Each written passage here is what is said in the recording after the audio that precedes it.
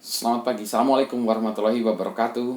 Berjumpa kembali dengan Budi Rarjo di Padepaan Budi Rarjo.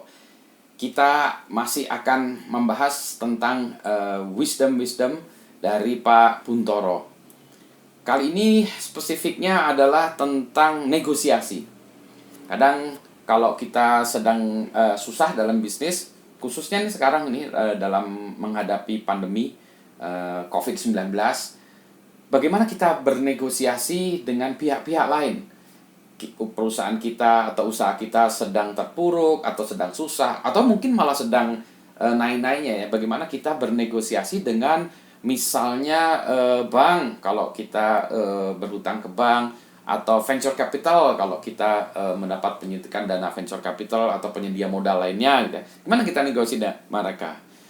Atau dengan mitra bisnis kita punya partner, kebetulan kita juga mau tadi ya sedang mengalami kesulitan, atau partner juga mengalami kesulitan, gimana kita negosiasi bisnis yang dengan itu ya. Kemudian dengan karyawan misalnya internal, atau dengan pemilik saham. Nah ini negosiasi ini gimana caranya ya, apa yang harus kita perhatikan. Mari kita simak uraian dari Pak Buntoro. Pak Buntoro, selamat siang. Ya, selamat Kita siang Pak Helmi. ketemu lagi, kita lanjutkan beberapa perbincangan kita. Kali ini saya akan bertanya mengenai bagaimana kita menegosiasikan masalah keuangan dengan supplier, dengan partner, dan seterusnya ketika bisnis mengalami kemunduran, Pak. Apa tipsnya untuk mengadakan pembicaraan yang lancar dan bermanfaat bagi kedua belah pihak? Ya, secara kebetulan dan mungkin keberuntungan juga ya. Saya mengalami hal seperti itu sendiri ya, sehingga saya mungkin bisa cerita lebih detail lah. Jadi yang saya hadapi waktu itu kan pertama yang paling besar urusan bank ya. Bank ini kan kita pakai kredit bank ya. Kedua masalah supplier. Ketiga masalah mitra bisnis. Mitra bisnis juga terkait juga. Nah, pada saat bisnis lagi down ya, istilahnya down itu betul-betul down ya, artinya kita kehilangan pasar lah. Dari puncaknya itu kita turun sekitar 60%, jadi tinggal 40%. Jadi operasionalnya itu rugi lah. Dan kita sudah sampai pada titik nadirnya, kita itu pada bulan Februari 2020 itu udah, saya pikir sudah tidak ada harapan sebenarnya pada waktu itu. Awal Maret juga saya udah siap-siap aja lah. Oh, satu lagi yang merupakan juga harus prioritas adalah karyawan juga. Jadi selain bank ya, vendor atau supplier, terus kemudian mitra bisnis dan karyawan ya. Ini juga pressure semua nih. Semuanya benar-benar pressure yang luar biasa. Tapi saya pikir semuanya harus diselesaikan satu persatu, dan saya pikir hanya karena mujizat aja atau keajaiban aja saya bisa lolos dari jebakan itu, karena memang sulit sekali. Bank juga artinya bank tidak percaya bahwa kita bisa survive dan kita bisa berkembang, dan mereka memaksakan untuk restrukturisasi. Saya bilang, loh, restrukturisasi kan kalau saya sudah macet, artinya kalau saya sudah tidak bisa bayar angsuran dan tidak bisa bayar bunga, jadi saya tolak tuh restrukturisasi.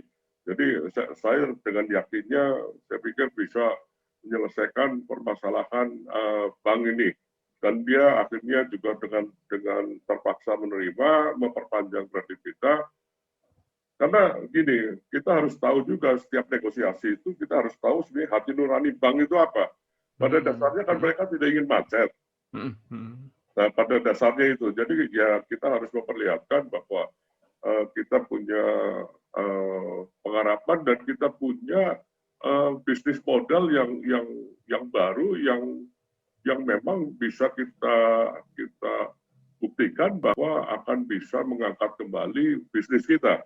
Nah, ini ke bank ini pentingnya itu. Jadi ya sekarang 1 bulan ini nggak macet, tapi bulan depan bisa macet kan. Oh, tidak begitu. Kita punya bisnis model baru yang sudah hampir atau mulai hampir berjalan, dan kita yakini bisa menggantikan bisnis lama dan akan lebih hebat malahan itu. Karena itu dengan bank, dengan supplier ya kita ya dengan supplier sebenarnya lebih gampang lagi karena kita bisa bicara loh, kalau you nggak mau supply saya lagi, macet, bubaran malah itu.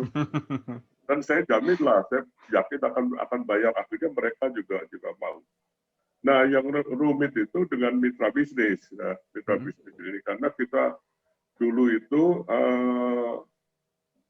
punya distributor nasional, ya, distributor tunggal nasional untuk pasar domestik. Dan untuk menjadi distributor mereka store uang ke kita. Nah, sebetulnya mereka sendiri yang menyebabkan, yang harusnya bertanggung jawab, tapi mereka tiba-tiba menagih uang itu dikembalikan. Dia bilang, oh ya boleh saja gitu, karena uang itu sifatnya uang muka. Saya bayar dengan barang aja. Dia malah yang mengusulkan untuk, yuk kalau nggak bisa bayar uang, bayar dengan barang aja. Wah, saya langsung setuju aja, udah tanpa pikir langsung setuju aja, karena itu kan berarti outstanding order kita yang sebagai minimum pekerjaan kita selama 3 bulan ke depan itu. Nah, itu. Jadi dengan karyawan juga paling susah, paling menyadarkan kita juga bahwa kalau kita menghentikan atau pilot itu, waduh pesangonnya kalau sekitar 30-40 miliar tuh, uang dari mana, susah juga itu dengan 800 karyawan. Akhirnya kita, tapi sebetulnya permasalahannya itu negosiasi bisa, tapi intinya itu kita punya solusi atau tidak, solusi jangka panjang atau tidak.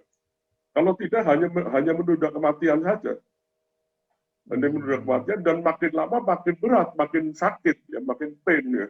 Nah ini yang harus disadari. Dan kebetulan waktu itu kita punya bisnis model baru yang kita rintis sejak tahun 2019 lah.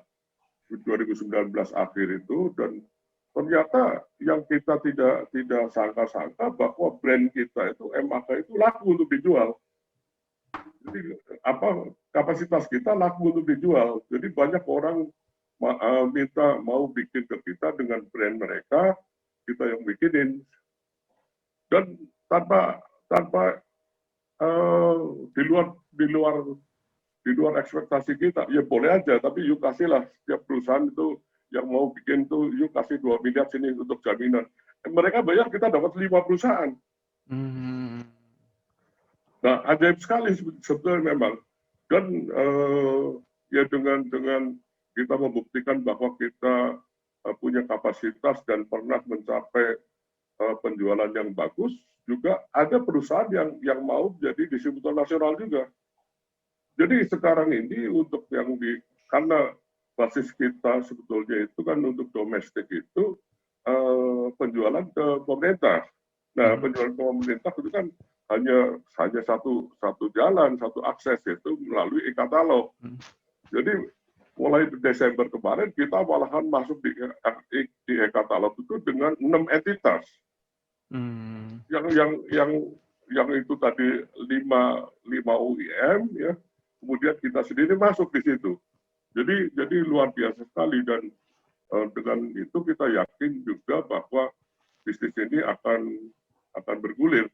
Tapi ini kan baru Desember kemarin ya, baru Desember 2020. Sepanjang Maret 2020 sampai Desember 2020 suatu perjuangan tersendiri juga. Dan kebetulan juga kita ekspornya jalan bagus. Jadi kita punya buyer di Australia yang entah dari mana datangnya memindahkan pesanan mereka dari Cina ke Indonesia gara-gara perang dagang. Australia ini kan pengikutnya Amerika.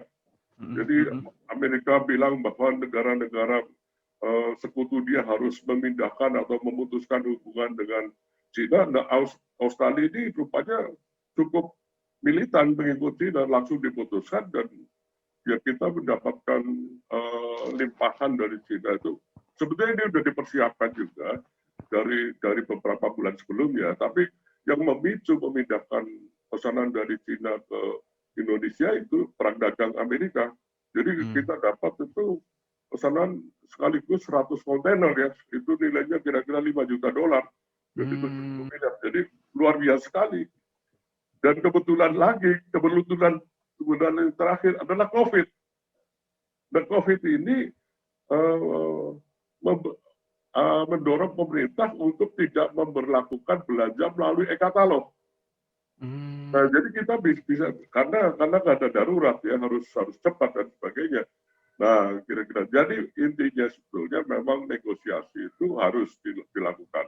Dan dalam negosiasi itu ya kita harus tahu sebenarnya di dalam hati mereka penyelesaian seperti apa sih yang mereka mau.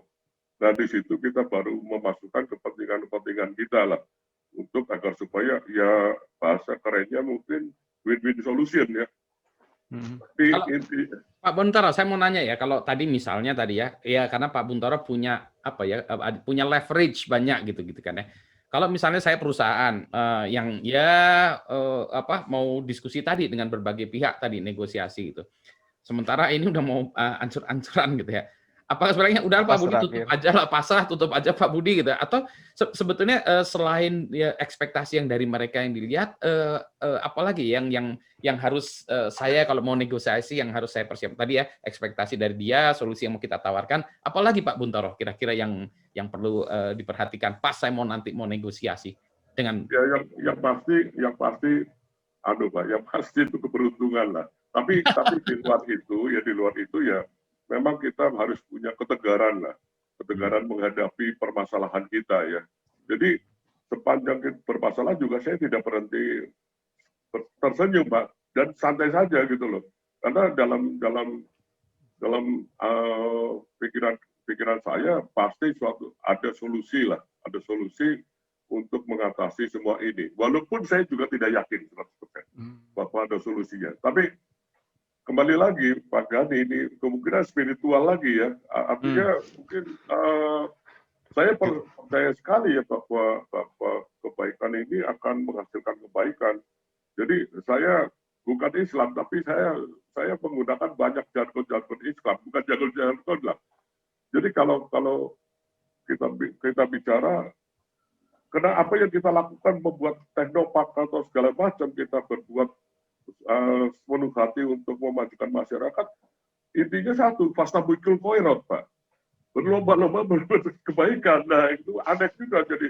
Tapi itu akan membuat kita itu dari diri kita itu terpancar sesuatu yang baik yang bisa membuat orang percaya. Believe it or not.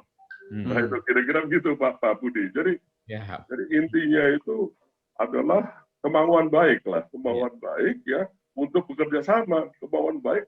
Saya tidak bermaksud untuk kembang, saya akan kembalikan. Pada saat pertama saya bisa kembalikan, saya kembalikan ke uang you, gitu loh, kira-kira begitu. Jadi intinya ya mungkin the power of nice, Pak. The power of nice ini yang bisa menjadi solusi non teknis. Kalau teknis kita bisa presentasikan ya apa kapasitas kita bagaimana, peralatan kita bagaimana. Ya Pak Budi sendiri terkagum-kagum. Tapi kalau itu tidak disajikan dengan baik, ya artinya tidak menarik orang untuk bekerja sama untuk memanfaatkan itu semua, juga percuma juga Pak. Jadi presentasinya bagaimana kita mempresentasikan kemampuan kita dengan baik, sehingga orang berpikir wah ini cocok untuk bekerja sama dengan orang ini. Karena bayangkan aja kalau kita punya visi menjadi salah satu mata rantai Indonesia dalam proses salah satu mata rantai dalam proses Indonesia menjadi negara industri. Jadi saya bilang kalau perusahaan saya bangkrut, Indonesia nggak bisa jadi negara industri nih. Percaya nggak? Bisa percaya, bisa tidak. Tapi saya buktikan nih begini nih. Saya membangun ekosistem, saya yang pertama saya harus mensukseskan Sleman. Kalau Sleman bisa, mungkin Pak Akam bisa membenchmark kesuksesan ini bisa diterapkan di Sumedang atau dimanapun juga.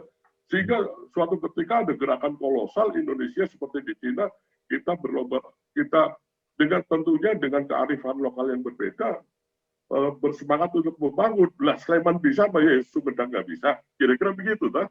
Apa hebatnya Sleman itu loh, kira-kira begitu Pak Budi. Jadi memang pancaran kebaikan ini akan menghasilkan kebaikan juga. Kira-kira begitu. Oke, terima kasih penjelasannya Pak Buntoro. Jadi kalau boleh kita pertama secara internal personal kita harus tegar, yang kedua secara teknis juga memberikan solusi yang kreatif. Kemudian yang tidak kalah penting sepertinya tadi Bapak singgung, doa orang banyak ini gara-gara. Itu Jadi dia. kalau kita berbuat baik, orang akan mendoakan baik ya Pak. Amin. Oke, terima kasih Pak Guntoro. Kita akan ketemu lagi di pertanyaan berikutnya. Ya, terima kasih Pak Helmi. Oke, terima kasih.